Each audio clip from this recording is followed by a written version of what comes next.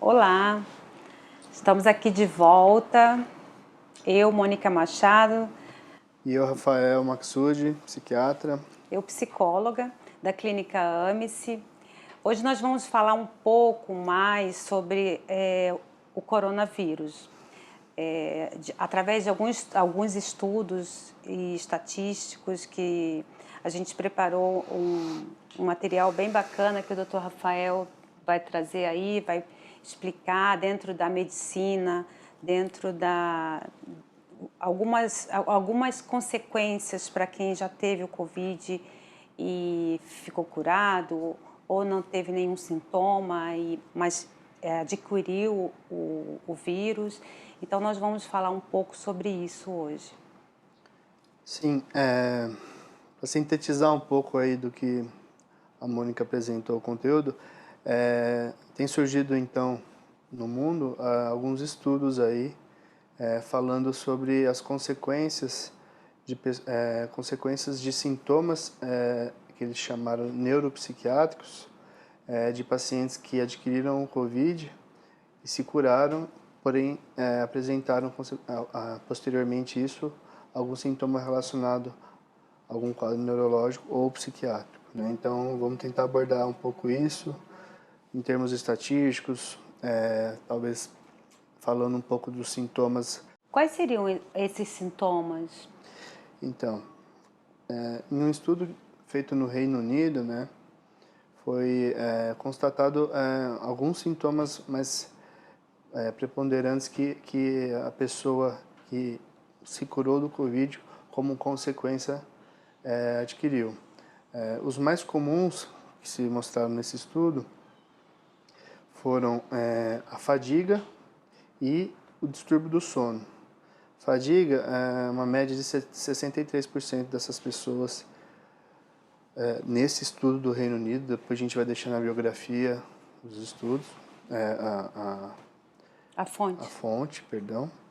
E do distúrbio do sono, aproximadamente 26% dessas pessoas adquiriram. Outros sintomas estão ligados a problemas cognitivos, distúrbios cognitivos, a questões ansiosas, depressivas e alguns sintomas obsessivos compulsivos. Do quadro depressão, ansiedade, esses sintomas compulsivos obsessivos, uma média de 23% das pessoas foram acometidas, né? E são sintomas que, na verdade, algumas pessoas já têm esses sintomas, né? Vamos tentar explicar, né? Como que as pessoas podem perceber que esse sintoma veio da consequência como sequela do vírus? Tá. Bom, eu vou falar um pouco dentro da minha especialidade. Exatamente, dentro da psiquiatria, né, da Sim. medicina, como que a gente pode identificar? Pegar um exemplo clássico que eu vejo no meu consultório, eu já atendi alguns pacientes que tiveram dificuldade que adquiriram o Covid e tiveram algum quadro respiratório, uma dispneia, que no caso é a dificuldade de respirar, e eles têm essa dificuldade de diferenciar o que é uma falta de ar que pode estar relacionada a um quadro clínico e o que é uma falta de ar que pode estar relacionada a um quadro emocional. E isso seria ligado a um sintoma ansioso, né? Quando uma pessoa que pegou a infecção, adquiriu a infecção, se curou, e a gente vai falar de um quadro depressivo, por exemplo, alguém que se fechou mais, ficou mais receoso em sair, por sintomas fóbicos, do medo, do receio, então se isolou, ficou deixou de conversar em casa com os familiares, esse receio, esse medo, essa angústia, até a pessoa entender, procurar um especialista, se a doença for, se os sintomas forem evoluindo, até a pessoa entender isso, ela se vê sem saída e vai abrindo um quadro depressivo aí, né? Com isolamento, enfim, começa os sintomas ficarem mais aflorados, a indisposição, a apatia, um choro fácil, até evoluindo para pensamentos mais organizados e de um lado mais negativo. Mas também a gente pode tratar sem saber, né, ou sem achar que é por conta do vírus, né? Porque quando a gente está com alguma doença orgânica e ela nos gera algum problema emocional, mental, meio que pesa, né? É como um rótulo, né? Eu tô com esse problema por conta do vírus e aí rotula o nome da doença, né? Parece que tem mais peso. Talvez tenha, para tentar tratar melhor esse sintoma, tenha que não rotular ou mesmo pensar que a pessoa está com aquilo ali por conta do corona. Você acha que tem como separar uma coisa da outra num tratamento psicológico, psiquiátrico? Bom, eu sou muito contra rotulações, né? Rotular, enfim, muitos pacientes eles chegam no consultório e me perguntam, tá, mas qual é o meu diagnóstico? O que eu tenho? Eu acho que a pessoa tem o direito de saber o que tem, o nome, mas inicialmente eu pergunto, tá, você sabendo o que você tem, um diagnóstico, o nome de uma doença, no que vai te ajudar? Eu acho que a primeira pergunta que a pessoa deve se fazer é o que eu posso fazer para me ajudar a sair disso? Né? Como? Então, evitar essa questão de rotulações, né? Principalmente, assim como, vamos dar um exemplo de uma pessoa que desenvolveu um estresse agudo e isso foi associado especificamente ao trabalho, criou-se o termo burnout, que de fato é uma Sim. doença de fator estressor E agora na acometido. pandemia aumentou, né? Com o trabalho remoto, as pessoas estão tendo burnout e não estão percebendo, né? Sim, muito visto que alguns pacientes, principalmente, não só pacientes, pessoas que trabalham em home office, estão em home office, têm falado que a carga de trabalho aumentou, não consegue desligar, né? O trabalho está dentro da sua própria casa. Sim. Então é É algo uma nova que, rotina, né? nessa nova rotina, desse novo normal, que a gente ainda não estamos no novo normal. O novo normal eu acho que vai vir num pós-pandemia, né? Mas nesse período do que eu chamo de sobrevivência, a gente está tentando sobreviver Exatamente. a um estado de terror, que é a pandemia. Porém, vamos voltar a falar sobre esses estudos. Sim. Né? Hoje, só para direcionar, eu quero falar, a gente vai, com certeza, falar também sobre outras questões aí do coronavírus, que eu acho que as pessoas já estão até um pouco cansadas, mas aqui o que a gente traz é um conteúdo mais informativo, então é para esclarecer. Esclarecer, prevenir, né? Ter uma prevenção, Exato. né? Então, dos sintomas que eu falei agora há pouco, então, nesse estudo do Reino Unido, mostraram esses sintomas, que é a fadiga, então, né, a insônia, são os sintomas que foram mais evidenciados em pessoas que adquiriram o Covid, foram curadas e, como consequência, desenvolveram esses sintomas. Posteriormente a isso, a gente notou questões cognitivas, que é a memória, transtornos ansiosos, depressivos e quadros de compulsões e obsessões. A gente não vai falar de um toque, mas uma pessoa, por exemplo, que pegou o Covid, possivelmente ela vai ficar mais preocupada em lavar a mão, usar máscara. Então, a gente não fala da doença do toque, a gente fala dos sintomas obsessivos compulsivos, né? E você acha que, nesse caso, deve ser tratado com medicamento ou só a psicoterapia ela consegue, nesse caso, dos estudos, né? Depende. Quando eu penso que há necessidade de uma abordagem farmacológica, eu, Rafael, entendo, quando eu estou de frente do meu paciente no consultório, eu tento definir, tento perceber na pessoa se o adoecimento psicológico está gerando a parte sintomatológica. O que o psicotrópico vai agir, a medicação, é no sintoma, na consequência. Então, A ansiedade, sua mente está ansiosa, você não consegue desligar, então já é um sintoma. Uma mente acelerada, a somatização que a gente fala, que sintomas de falta de ar, de palpitação, tremor, formigamentos. Isso está gerando algum tipo de sofrimento na pessoa e algum tipo de limitação, eu, Rafael, vejo uma necessidade, sim, de trabalhar em cima de uma terapia medicamentosa para trazer uma melhora um pouco mais instantânea, porque a gente entende, como você pode dizer muito melhor, que um processo psicoterápico o nome já diz, é o período, é um processo pelo menos de médio a longo prazo. Eu entendo que pode existir uma psicoterapia sem a farmacologia, o contrário disso não. Não, né? Exatamente. Sempre que entra com uma medicação psiquiátrica, né, ou mesmo neurológica, tem que haver a terapia, até para a pessoa ter consciência do tratamento medicamentoso, a eficácia, na verdade, da psicoterapia, né? O tratamento medicamentoso, ele vai ajudar ali a pessoa a aceitar algumas situações, né? Às vezes alguns traumas, a pessoa não dá conta ali e a medicação dá uma controlada, não é isso? Sem dúvida. Bom, voltando um pouco novamente nos estudos, falando aonde o coronavírus, dentro do nosso organismo, um dos sistemas que podem ser mais atingidos, nesse estudo mostrou-se que é nosso tema neuropsiquiátrico, né, que o sistema nervoso central se mostrou ser potencialmente atingido, né. Como ele é atingido? O coronavírus, ele vai atingir o sistema nervoso central e isso vai gerar o quê?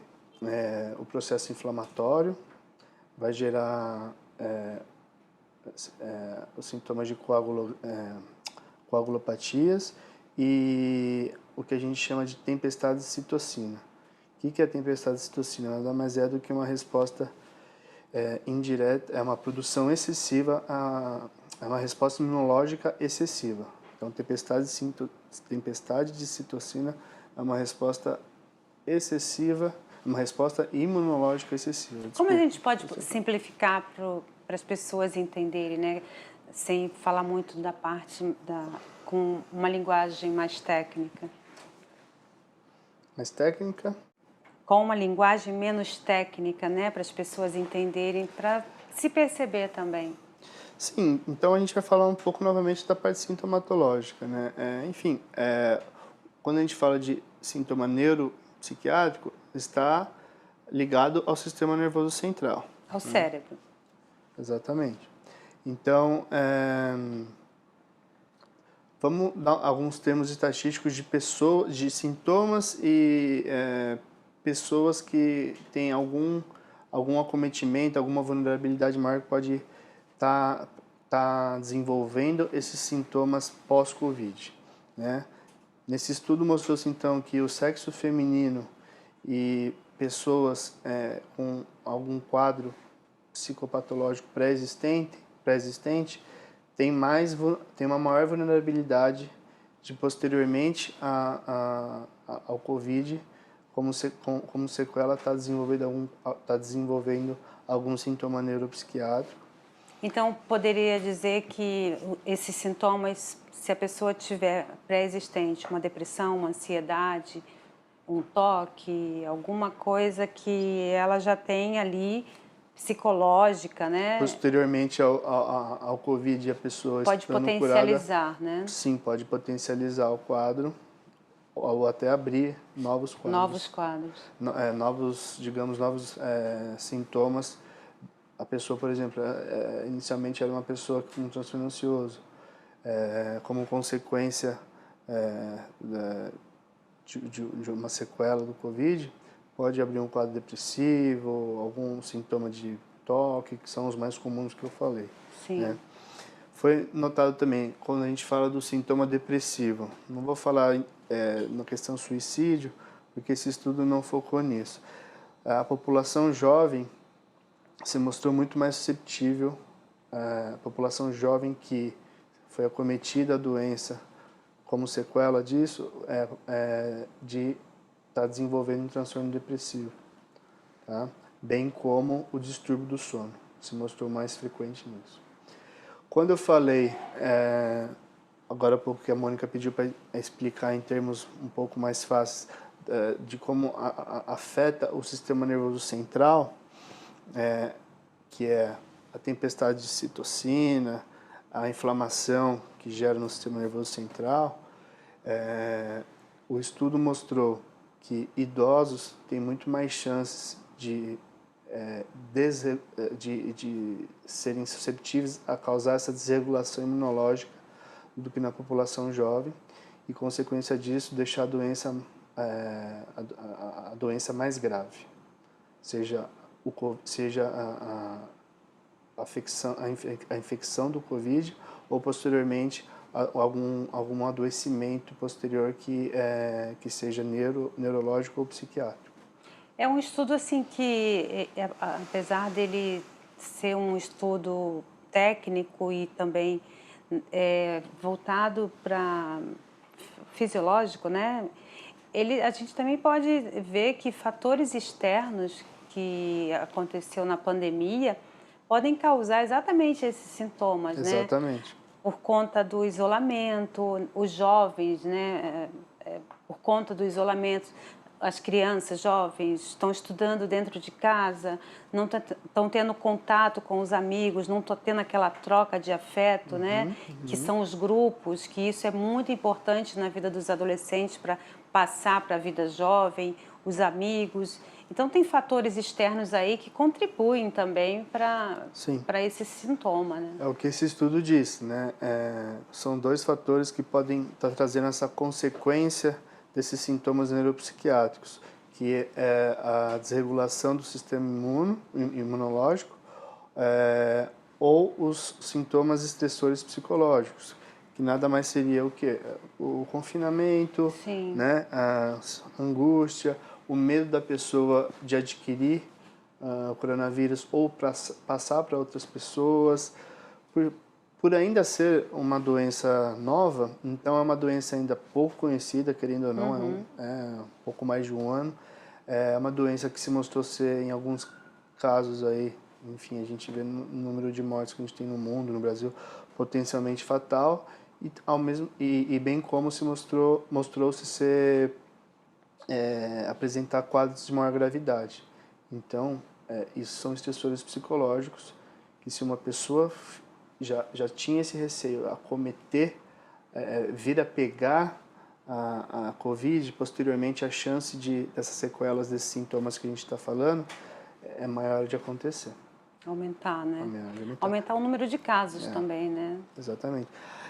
Não se mostrou no estudo os sintomas neuropsiquiátricos, eles não conseguiram correlacionar com a duração e a gravidade da doença para explicar isso e nem como se prevenir. Então, eu não posso falar da questão preventiva. Vamos falar um pouco mais para frente, né, Mônica, como a gente pode deixar a nossa saúde mental equilibrada nesses tempos aí de pandemia, mas não só pandemia, eu acho. Pós-pandemia, né, durante, a gente está vivendo um momento aí que cada dia é um dia, né, como você mesmo falou, a gente está sobrevivendo, né, tentando sobreviver cada dia que a gente acorda e vê que a gente não está com o vírus, ou, né, que a gente está se protegendo, continuar se protegendo, né, que o vírus está aí, ele não foi embora, as pessoas estão ainda sendo vacinadas. Então, as pessoas que estão vacinadas, elas podem transmitir para outros, né?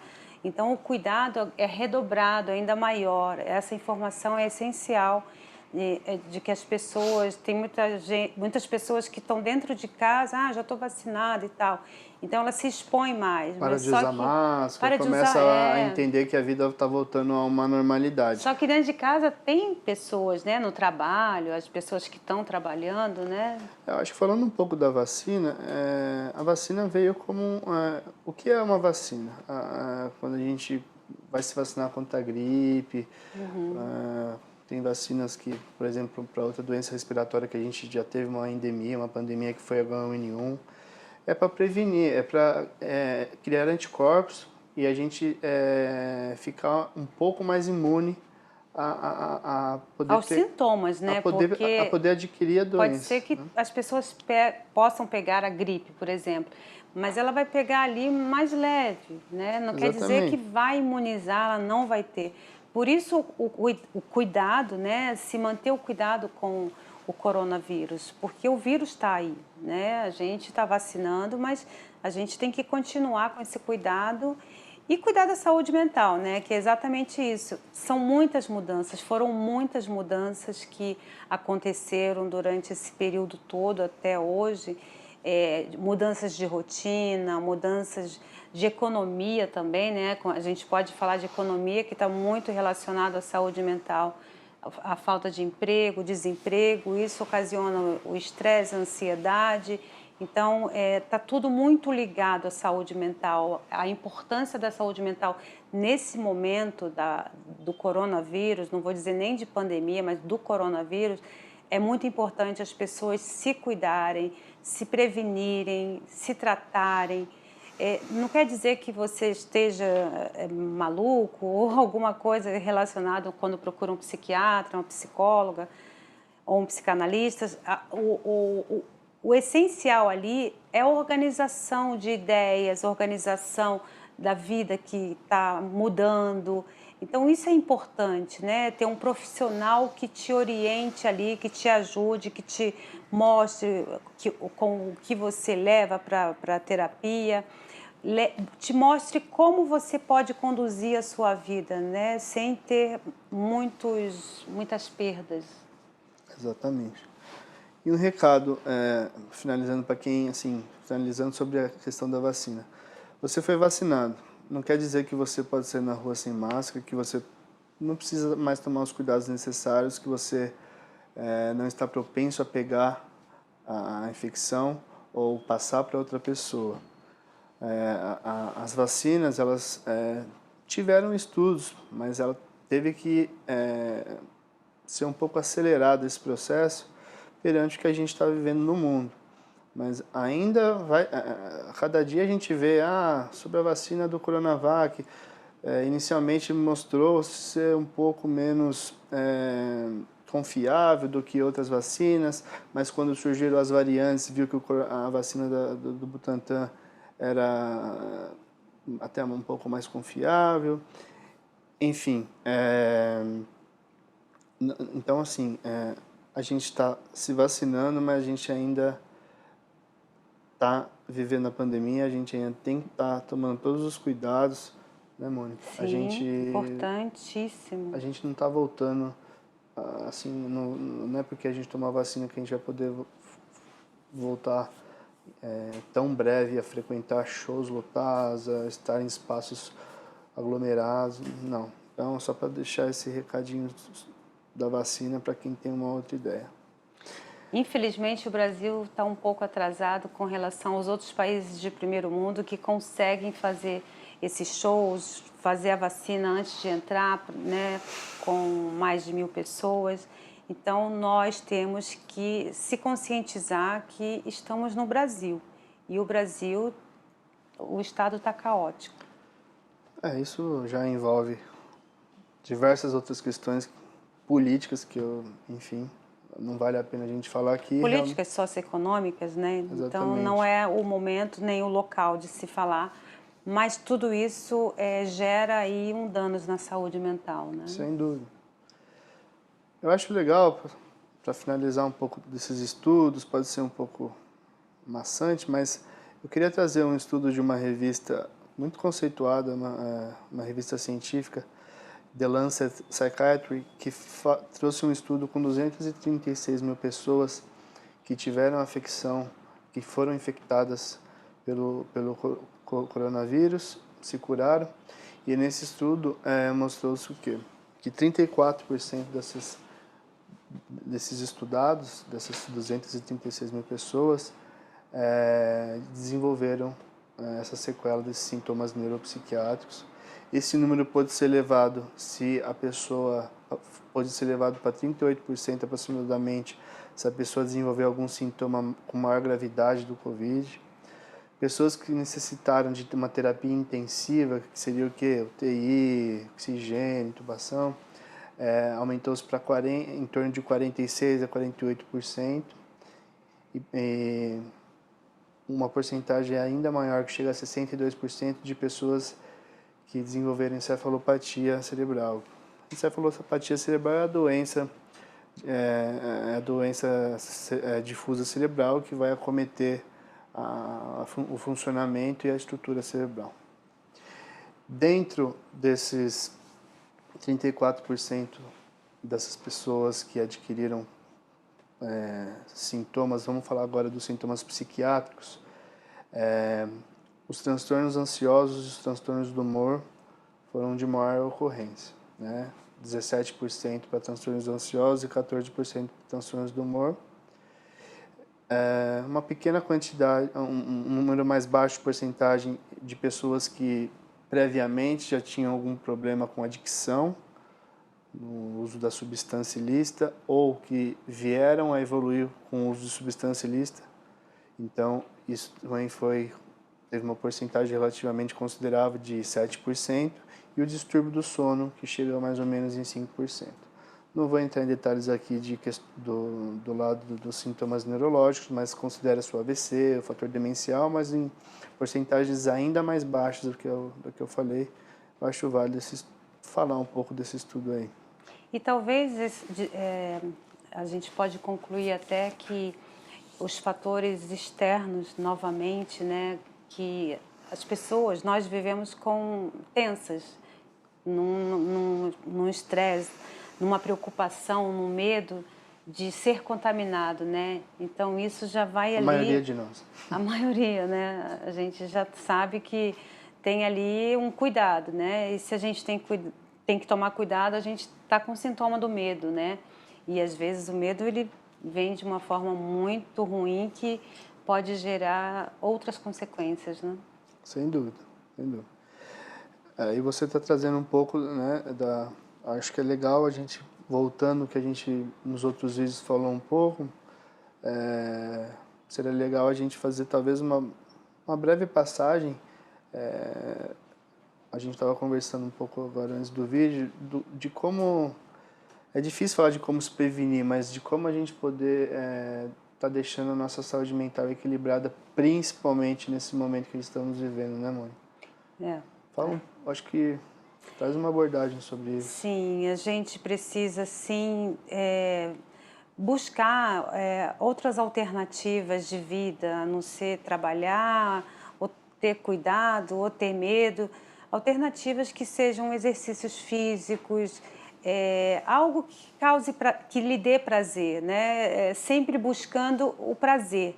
Porque se não buscar o prazer, você vai ficar focado na doença, no momento que está vivendo. E as alternativas são várias, né? Meditação, yoga. Eu acho que atividades relaxantes, atividade física, qualquer médico que você for passar vai ser muito importante, vai ser falado sobre, né? Sobre a questão de pegar uma pessoa ansiosa que só de ouvir algo sobre notícias de, enfim, casos de piora dos casos, tal. Então, aquela velha questão que eu acho que a gente abordou em outros vídeos, de evitar assistir o dia inteiro notícias sobre isso, né, de tomar cuidado com essas notícias falsas, chamadas fake news, saber o que você está vendo, o que você está assistindo, né, de onde está vindo essa fonte. Pegar um horário, se você quiser se atualizar pelo menos no dia, pegar um horário do dia e simplesmente ver, ouvir, ver as estatísticas, se você quer estar por dentro disso, o necessário, né, mano? Porque senão invade Sim, muito. Porque as reportagens elas se repetem, né? Então a ideia hoje era a gente estar trazendo algo mais estatístico em termos de estudos, é válido para quem assistiu, mas é válido, né, para quem assistiu. Fala, é válido. Eu acho que é válido abordar um pouco mais em assuntos técnicos para a gente ter um pouco mais de conhecimento do que está sendo estudado, do que está sendo falado. né, mãe? Exato, para as pessoas terem uma noção do que está acontecendo no mundo e também ficarem atentos, né? Não desesperados, atentos. Exatamente. Conteúdo sempre informativo, né? Isso. E acho que a gente pode voltar semana que vem. Semana que vem nós voltamos com um tema que as pessoas vai sair um pouco, né, da pandemia, que eu acabei de falar, né, para não ficar maçante o tema, a pandemia. Então nós vamos trazer um transtorno que é muito falado e algumas pessoas não conhecem sintomas ou usa de termo pejorativo, que é o transtorno bipolar. Transtorno afetivo bipolar, né? Então, nós vamos falar da psiquiatria, o tratamento, o funcionamento da pessoa que tem o transtorno bipolar. Então, a gente vai se aprofundar aí no assunto e a gente vai trazer informações para vocês. É isso aí. Obrigada. Obrigado.